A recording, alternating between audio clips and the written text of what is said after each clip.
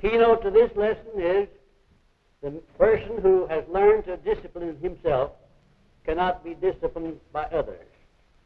And stated conversely, the person who has not learned to discipline himself is sure to be disciplined by others.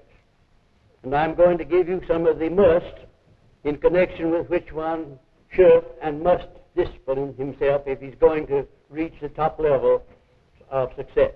And the first is follow the habit of taking possession of your own mind and of keeping it busy in connection with the things you desire and off of the things you do not desire.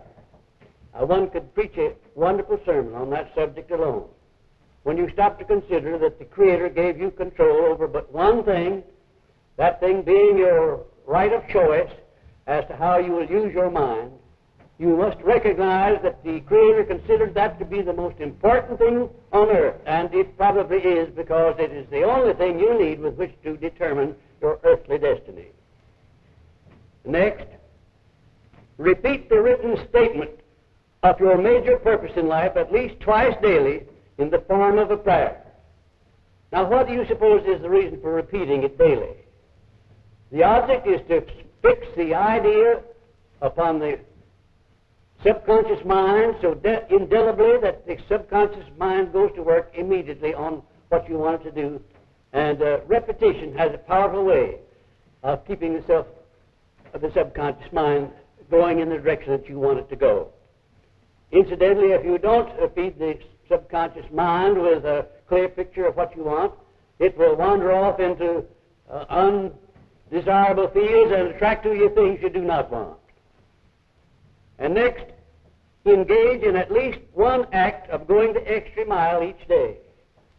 You not only will make friends that way, eventually have a regular army of friends, but every time you go the extra mile, you do something beneficial for yourself. And next, discipline yourself to write out a list of all the blessings you enjoy and express a prayer of gratitude for these blessings at least once daily. I should say that that's one of the most important things in connection with which you should discipline yourself. Because prayers of gratitude for the blessings that you already have are the ones that bring the quickest and the best results. In my early days, I used to go to prayer only when I was in trouble and I needed somebody to bail me out. And often I went to prayer without any results except negative results. And later on I learned the best thing to do is to express prayers of gratitude for the blessings that I already had. And when I reached that stage of self-discipline, I want to tell you that my entire destiny began to change. I began to make new friends. My financial status began to change. And everything in my life was different when I expressed prayers of gratitude for the blessings I already have. And if you should be so unfortunate as to hate another person, discipline yourself to transmute this into the emotion of pity for that person and see how much better you feel. I know in the nature of things, people sometimes express emotions of hate and hatred for other people. You don't have to love other people necessarily, but you certainly can express for them pity that they don't conduct themselves so that you can love them. You can do that. You'll be surprised what a change in your life it'll make when you get into that mental attitude. And next, discipline yourself to follow the habit of closing the door on all of your past failures and unpleasant experiences. The majority of people spend a large portion of their time in brooding over their past failures and mistakes and unpleasant circumstances. I've had my share of those, but if you ask me to stand up and tell what they are, I don't think I could, because I have closed the door on them so tightly. I not only have closed it, but I've nailed it tight so it can't be opened. I don't want to live in the past. I'm living in the present and the yet unborn future. It took discipline for me to learn to close the doors on my past. But I did muster up that discipline. And next, discipline yourself to develop a success consciousness. by seeing yourself already in possession of everything you need to make you a success. In other words, a success consciousness presupposes that you dress yourself in the way you want to, that you conduct yourself in the sort of company that you want, that you drive the sort of an automobile that you desire, that you live in the sort of home that you desire, and that you will outwardly and inwardly express a spirit of prosperity. And next, discipline yourself to select the person whom you would like most to emulate, and begin at once to think and to act as nearly like him as possible. Back in the early days, when I first took over the job of disciplining Napoleon Hill, I had a whale of a job on my hands. I had to build him over from the ground up. And I formed my invisible counselors as described in Think and Grow Rich, made up of all of the great men whom I admired most. And I started holding evening councils with those men as described in Think and Grow Rich. And I want to tell you that these meetings, imaginary as they were, became so real after a while that these characters whom I had chosen to become mastermind allies of me became so real that I could see them walk in and seat themselves at the table. And I carried this on until finally it became so realistic that I discontinued it because I got to the point where I didn't know whether I was seeing the actual people or not. But it did a wonderful thing. It enabled me to transfer to myself the qualities of these great men whom I most admired. I started out as a hero worshiper. I still am a hero worshiper. But I'm very particular about the kind of heroes I worship.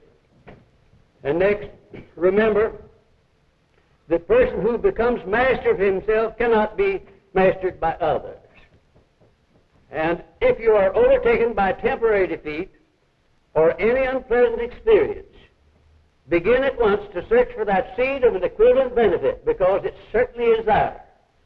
And while the wound of defeat is still fresh, it may be difficult for you to find that seed.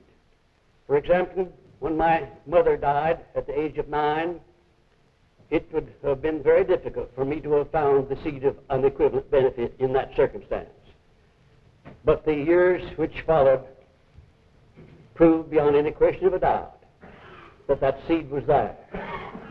Because the person who came to take my mother's place, my stepmother, came into my life, changed my whole destiny, and it made it possible for me to extend myself into space throughout the civilized world.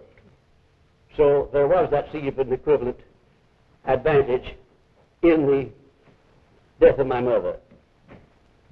Take your eating and sex and drinking habits in stride, but be sure they do not take you in stride. And last, if you feel you must speak ill of another, do not speak it, but write it. Write it in the sand near the water's edge.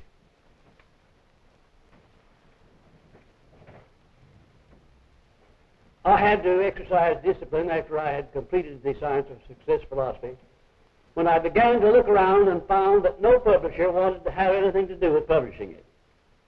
I was turned down time after time after time. And I would have had a very good alibi for quitting at that time. But I had learned the advantage of self-discipline. I knew that sometime, somewhere, somehow, some publisher would have enough imagination to recognize that any man who would put in 20 years of examining the causes of success in 500 successful men would come to the rescue of that author. I want to tell you, it took a lot of self-discipline, though, in the beginning, after I'd been turned down about 20 times. And in conditioning through coordination of my mind and body to endure the strain of 4 and 5 lectures a day as I am giving here, you have no idea how much discipline that takes. And you'll be surprised when I tell you that when I finish at the end of each day, I am very much stronger than I was when I started. And by next Monday, when I finish these lectures, I want to tell you I can start right in and deliver them over again with a great deal more enthusiasm than I'm doing now, because I have learned how to discipline my mind and my body to do a job. Some 5 or 6 years ago, I was invited down to Jackson, Mississippi, to deliver the entire philosophy in a 5-day seminar for the Dental Association. 2 days before I was supposed to go, I was stricken with a mild case of influenza. And the doctor who was called in to look me over said, "Well, I'm going to send you to the hospital." I said, "Doctor, I have an engagement in Mississippi. It's been standing for a long time. I have to go down and fulfill it." He said, "If you do go down and fulfill it, you may have an engagement with the undertaker also." I went down to Mississippi. I not only delivered those lectures in 5 afternoons and evenings, but in the morning I wrote and produced a radio program, and immediately after lunch, not on until 3 o'clock in the afternoon, I interviewed these dentists one at a time at about a half an hour each. And when I came away from there's no sign of influenza. I had been so busy tending to my job that I had no time to fool around with influenza. Surprising what you can do through self-discipline. And some years ago, when I was training salesmen in New York, my secretary received a telephone call one day from the president of the New York Laundry in New York, New Jersey. And he told her that he understood I was an expert trainer of salesmen and that he had sales problems, and he wanted me to come over and talk to him about training his salesmen. I had never heard at that time that laundries had salesmen, but I learned later that all of these drivers were on their own. They had to find their own customers, and they had to keep them. And something had gone wrong in his organization whereby the drivers were losing one customer after another to their opposition. Now, that was a new outlet for my services, and I wanted to make sure that when I went over to New York, I would get that contract. And I'm sure you will be interested in knowing how I went about it. I went into my private office, instructed the telephone operator not to connect my phone until I came out. I sat down at my desk, put my elbows on my desk and my head in my hands like this, and I started talking to Napoleon Hill. I said, "Napoleon Hill, you're going over to New York. You're going to talk to the president of the New York Laundry, and you're not coming back until you make a sale." And I repeated that at least 1,000 times until I felt, I got that urge that I had made a sale. To whom? To Napoleon Hill. Then I called my sales manager, Jack Sharp, who had been helping me to train men, and I said, "Jack, you've been hearing me talking about this business of conditioning the mind not to accept no, not to accept defeat. I'm going to take you over to New York and demonstrate just exactly how it's done. We're going over to see the president of the New York Laundry, and we're not coming back until we make a sale." Now, he said, "Just a minute, Napoleon Hill. I have a family. I have to come back." I said, "I have a family, and I am coming back, but I'm not coming back until we make a sale." We went over, and it was one of the hottest August days I've ever seen in my life. We arrived there about 12:15. I expected to see a man come out from the laundry wiping his hands on a dirty towel maybe and wearing a pair of overalls, the man I had to interview. But instead of that, I was ushered into one of the most finely appointed offices I have ever been in, and the president of the New York Laundry was a graduate of Harvard University. And he said, "Gentlemen, come right in. It's a very warm day, and we'll go over to the athletic club and have lunch in a nice air-conditioned room. And when the lunch is over, we'll go out into the library and we'll talk all we please." And Jack looked at me and winked his eye as much as to say, "Boss, it's in the bag." That's what he thought. That's what I thought, too. We went over there, and all through the luncheon time, this man was telling me what his problems were, how they came about, and so forth, and I was building plans. We went out into the library. He said, "Now, Mr. Hill, start in. I'm ready to listen." I went over the plan that I proposed to offer, what I expected to do for him, how I expected to do it, how long it would take me to do it, and how much it would cost him. And all the time he was shaking his head and smiling, and he was buying every word I said. I was absolutely sure of myself. And when I came up for air for a few moments, He said, Mr. Hill, I like your plan. I like your personality. I like your sales manager's personality. But when I telephoned your office, I telephoned 2 other men who are engaged in the same business, and we made engagements with all 3 of you, and you happened to get here first. The other 2 are coming tomorrow. I want you to know, Mr. Hill, I think you've got it in the bag, but I've got to see the other 2 men. Well, I looked over at Jack, and he started to get up out of his chair. He got halfway up, and I gave him such a cold look that he just fell back in his chair. If he'd have gotten on his feet at that point, I'd have fired him the moment we got out of the house, because I had already put him on notice. We were going over there to make a sale. We weren't coming back until we made it. What I did was to ignore what this man said and went right into the second phase of my talk. I had a sales talk up my sleeve, so to speak, that I hadn't used in my first round with him. I'd been going about 3 or 4, maybe 5 minutes when I slowed down a little bit. And he said, well, now, Mr. Hill, I'm still with you. You understand, I'm still with you, and I still think you've got the job. But if you were in my place now and you had made an engagement with 2 other men, what would you do? And I said, that's just exactly what I was waiting for you to ask. What I would do would be to go back and have my secretary call those other 2 men and tell them that you've already employed Napoleon Hill. He said, by God, that's what I want. And that's where I got the job.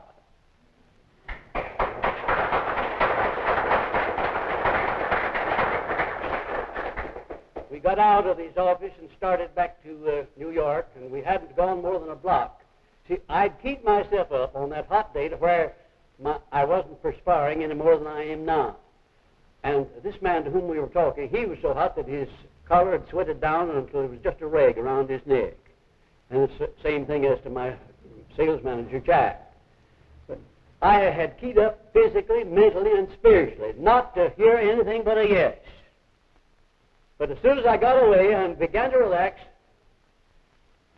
beads of perspiration almost as big as the end of your finger broke out all over me, and I just flopped right down on that sidewalk and began to fan myself with my hat. And my sales manager said, almost knocked yourself out, didn't you, Napoleon? I said, listen, Jack, if you'd have gotten on your feet all the way, you'd have been knocked out by this time, because you'd have been out of a job. Now, that's an extreme illustration. You couldn't always be as severe as that, but it gives you an idea of what you can do when you discipline yourself to do a job and make up your mind before you start it. No matter what gets in your way nor who gets in your way, you are going to go around, over, or under, but you are going to go by. Now, where do we begin self-discipline? First of all, number 1, in our failure to adopt and live by a definite purpose and a definite plan for its attainment. Accepting from life that which we do not want. There is where we need to begin disciplining ourselves first. And in the neglect in taking possession of the mind, the one thing that the Creator intended that we should do. We neglect that because of self-discipline, lack of self-discipline.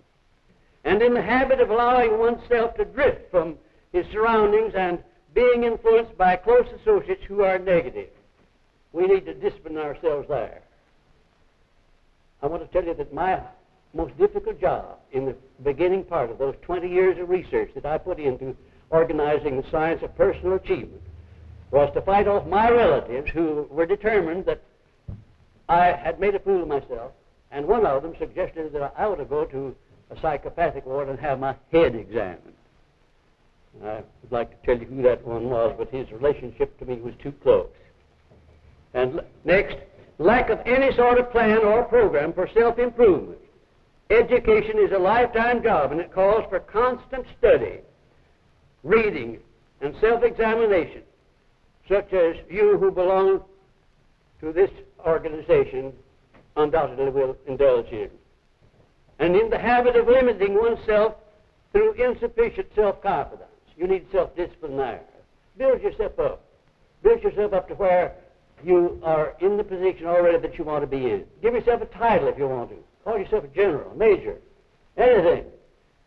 Call yourself a success at the top of the heap in whatever it is you want to follow in life. Keep on telling that little white lie to yourself, and your subconscious mind eventually will pick it up and put you up there right where you want to be. When Andrew Carnegie gave me that famous formula, it seemed to me a ridiculous thing to do. You remember how I gave it to you? He said, I want you to go before a mirror at night just before you go to bed, and in the morning just after you get up. Look yourself straight in the face and say, Andrew Carnegie, I'm not only going to equal your achievements in life, but I'm going to challenge you at the post and pass you at the grandstand.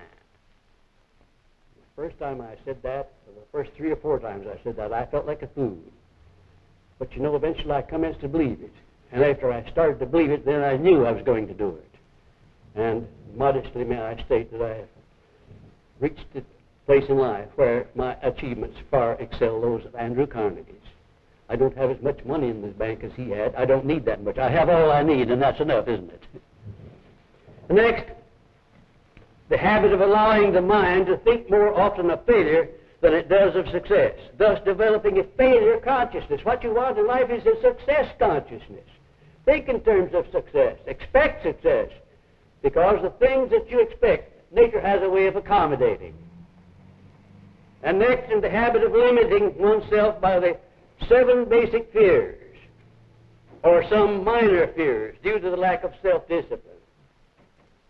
I can truthfully say to you that I don't fear anything upon the face of this earth. There were times when I feared about everything. I have no worries. Why? Because I have disciplined my mind to keep my mind swept clear of both the causes and the effects of fear and worry. Didn't happen overnight, just accidentally. It happened because I had a system, and I've explained to you what that system is. It's explained in the text on this subject again. And in failure to form an acquaintance of successful people, to emulate them through association. My 500 collaborators among the great, and I still associate only with the great. I still associate only with the great. That's where you're supposed to applaud.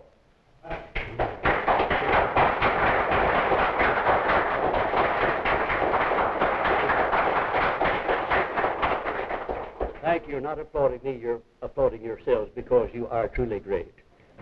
The habit of taking on the mental attitude of those who are nearest you without carefully choosing your intimate associates.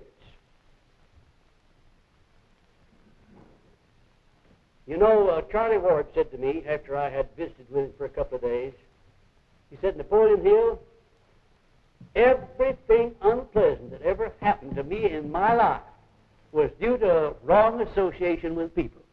And I want to tell you that I believe I could say the same thing. I think most people say the same thing. I'm very careful of my associates. I won't have an associate that doesn't have a good influence upon me. I won't do it under any circumstances. Back in the early days, I had a great number of different managers who were supposed to do something to help me take this philosophy to waiting work. And all they did was to do me for something for themselves. I have a orange juice squeezer, which I call my $12,000 orange juice squeezer.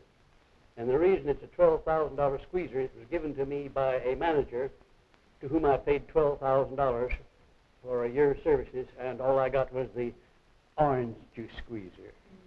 Every glass of orange juice that I squeeze out now, I figure it cost me about $5 a glass.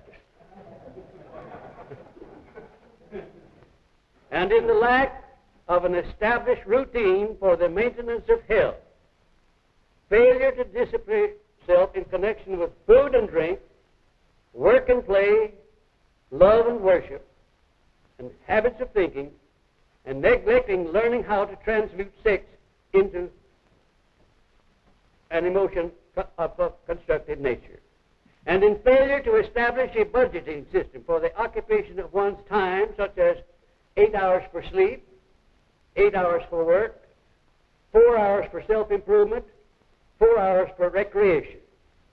And in failure to recognize that success is the result of definite planning, while failure is the automatic result of lack of plan and purpose. You don't have to plan failure. It'll come around of its own accord. But you do have to plan success. And in drifting with whatever circumstances that may overtake one, instead of creating such circumstances as will benefit one. and in not recognizing that one must plant the seed of service before one can reap a harvest of benefits. A lot of people expect the ship of plenty to come in when they haven't sent out any ship, and in expecting something for nothing. That's a very prevalent habit nowadays. A lot of people, an ever-increasing army of people, throwing themselves on the government of the United States to receive relief instead of going out and earning their own way. This country was not built upon men of that type. This country and our economy and our great system of free enterprise was built upon the type of men who are willing to take their own risk, who are willing to give a day's work in return for a day's pay.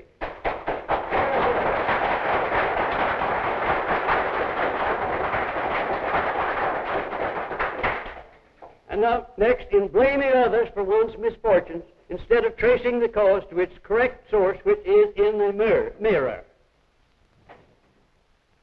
Isn't it strange that when a person has an unpleasant experience or a defeat or makes a mistake, he begins to look around immediately for somebody to pin it on. He looks everywhere else except in the mirror. And that generally is the place where you find it. And then quitting when the going is hard. It was that quality of not quitting when the going was hard that enabled me to get from Andrew Carnegie a commission, the like of which has never been given to another author at any time in the history of mankind. Nobody that I have ever learned about has ever had as much help as I've had in building and organizing and testing the science of personal achievement and in taking it to the people of the world at a time when we are threatened by total destruction through that cancerous thing called communism. And in failure to recognize and adapt oneself to the laws of nature. What a wonderful thing it is if you just look around and see how nature does things, and then emulate her. And the habit of criticizing things and people one does not understand. Criticism, as I pointed out in the previous lesson, can be a very constructive thing, but it can be very destructive if we criticize people and things we do not understand, and a lot of people indulge in just that. And in failure to properly interpret and apply the 10 basic motives which are responsible for all human actions, as I described them in a previous lesson. And failure in the habit of using the tongue too freely and the eyes and ears insufficiently, getting other people told instead of asking them useful questions. It's an astounding thing how much time is wasted by people who want to get somebody told instead of listening to what somebody might have to say that would be beneficial. And in neglect in the expression of gratitude for one's blessings, and in connection with intolerance with those whom one does not like. All of us, by our very nature, have some people who do not like. I could mention a few of my own, quite a little list. But I'm not going to. I could rather mention the list that I do like, and that's a whole lot better pastime. And in the habit of minding other people's business while neglecting one's own. We need some discipline there, too. And in neglect in learning how to dramatize one's speech so as to make it impressive. Everyone should learn to read and speak forcefully. And in failure to keep contact with friends and to cultivate them through continuous courtesy. And in failure and neglect in creating a definite technique by which to discipline oneself, such as my 10 invisible guides, as I described them to you in a previous lesson. Those guides are not patented. There's no copyright on them, and there's nothing in the world to hinder any of my students from appropriating and using them. And I bid every one of you to do just that. And that's the end of this lesson, and I thank you.